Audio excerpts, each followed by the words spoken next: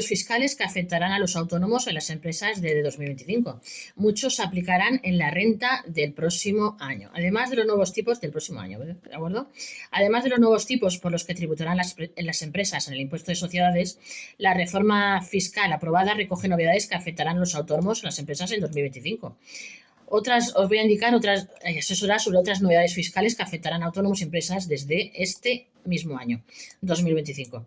A finales de diciembre se aprobaron nuevas medidas tributarias a través de un decreto de forma fiscal. Entre ellas se encuentran el aumento del tipo de gravamen del ahorro, el tratamiento fiscal de las donaciones que hagan los trabajadores por cuenta propia y las empresas a sus empleados afectados por la DANA, nuevas reducciones para autónomos artistas o una nueva reducción en el impuesto de sociedades. Como explican fuentes de Hacienda, la entrada en vigor de estas medidas es diferente según el caso. La mayoría entraron en vigor el pasado 1 de enero, como sucede con el aumento del tipo del ahorro, por lo que se aplicarán durante todo este ejercicio fiscal y, por tanto, tendrán efectos en la renta y el impuesto de sociedades de este año que se presentará en 2026. Este reglamento también incluye los nuevos tipos impositivos que se aplicarán a las empresas y que, en concreto, rebajan el impuesto de sociedades para los pequeños negocios y las microempresas.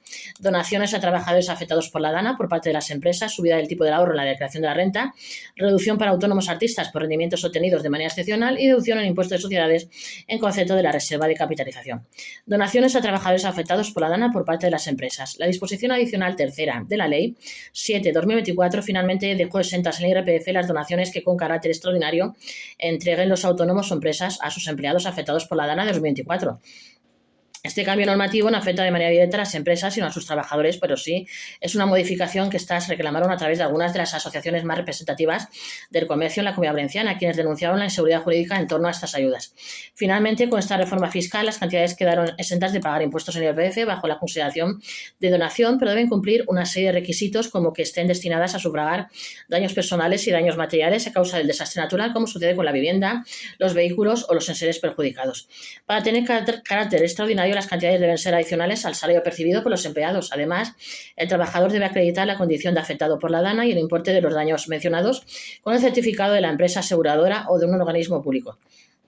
La exención solo se aplicará a las donaciones abonadas entre el 29 de octubre de 2024 y el 31 de diciembre de 2024 y hasta el límite de los daños que se hayan certificado. Las cantidades percibidas por los trabajadores a raíz de esta donación que superen el importe de los daños certificados por la empresa aseguradora sí deberán integrarse en la base imponible de la próxima declaración de renta, cuyo plazo de presentación comenzará en abril. Subida del tipo del ahorro en la declaración de la renta. La reforma fiscal también elevó el último tramo del tipo de gravamen del ahorro, modificando la escala que se aplica a la parte de la base liquidable para determinar la cuota íntegra estatal y en los mismos términos para establecer la cuota íntegra autonómica y que entró en vigor el pasado 1 de enero. Los tipos del ahorro establecen la tributación para las ganancias patrimoniales que generan los trabajadores por cuenta propia, como sucede cuando traspasan un local o maquinaria afectos a su actividad. Una de las consecuencias que tendrá la subida del tipo del ahorro es el encarecimiento de estas operaciones para los trabajadores por cuenta propia, ya que van a tener que pagar más impuestos en la renta que presentaron en 2026 si traspasan su local durante este ejercicio fiscal. Reducción para autónomos artistas por rendimientos obtenidos de manera excepcional. Con efectos desde el 1 de enero de 2025, la disposición final séptima de la Ley 7/2024 añade una reducción del 30% aplicable a los rendimientos de determinadas actividades artísticas que se hayan obtenido de manera excepcional. La reducción se aplica a estos rendimientos cuando tengan una cuantía notablemente superior a la media de los 3 ejercicios anteriores. En concreto, deberá exceder en un 130% de la media de los rendimientos imputados en estos 3 ejercicios previos. Para que sea de aplicación, los rendimientos de estos autónomos pues tienen que estar clasificados en el impuesto de actividades económicas IAE en determinadas epígrafes de la sección segunda, grupos 851, 852, 853, 861, 862, 864 y 869, que incluyen artesanos, pintores, escultores, guionistas, escritores o ceramistas, entre otros, así como los clasificados en determinadas agrupaciones de la sección tercera y que recogen actividades artísticas como el baile, la música, el cine o el teatro, entre otras.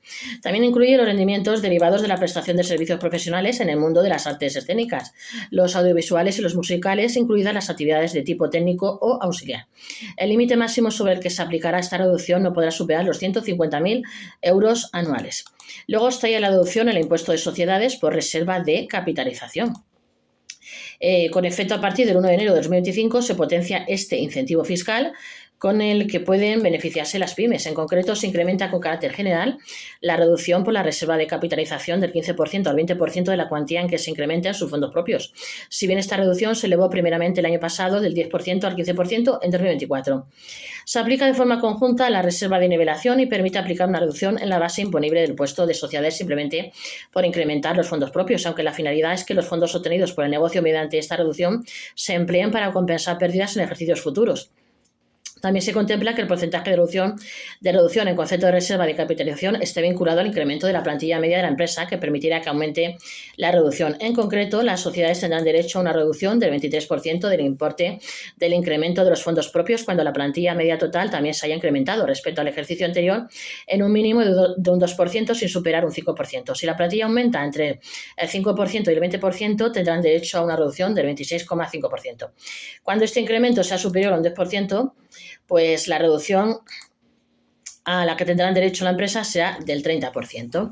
Así que no olvidéis de suscribirse a este vuestro canal Gestory de YouTube para más información y más vídeos, y de contratar con nosotros desde 76 euros al mes como cliente fijo durante un año más, con descuentos y regalos, garantía de calidad, rapidez en los trabajos y buen trato al cliente al 646 021 399 de nuestro WhatsApp.